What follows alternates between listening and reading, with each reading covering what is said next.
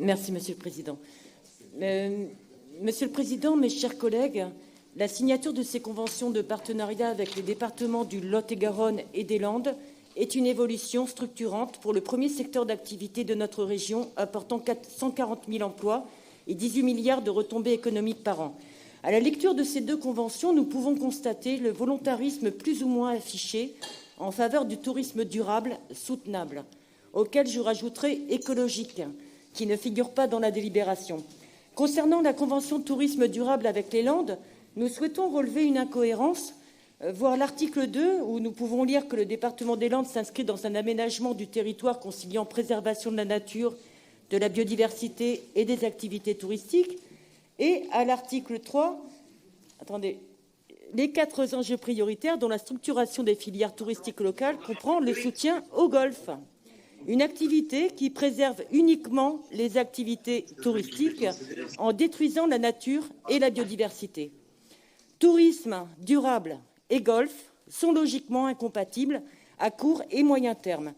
Aucun golf ne pourra jamais être géré écologiquement, même en réduisant drastiquement sa consommation en eau et en abandonnant l'utilisation des produits issus de la chimie de synthèse.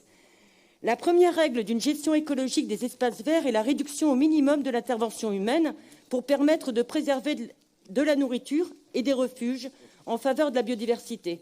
Il est donc évident que des hectares de pelouse coupés quotidiennement ne peuvent se transformer qu'en désert pour la biodiversité.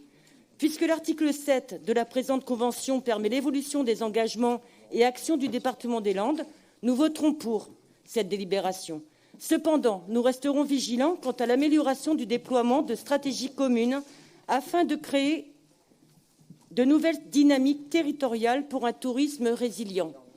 Selon les territoires et pour diverses raisons, je ne rentrerai pas dans le détail, mais les transitions écologiques se développent à vitesse variable. Malgré le soutien de la région, on voit que c'est quand même différent du Lot-et-Garonne ou des Landes. Je ne sais pas si vous avez pu voir les grosses différences qu'il y a dans ces deux conventions, d'où la nécessité de les accélérer grâce à un accompagnement beaucoup plus incitatif, soit un soutien régional qui puisse être gradué en fonction du volontarisme, des engagements et de la temporalité d'action planifiée par ses partenaires.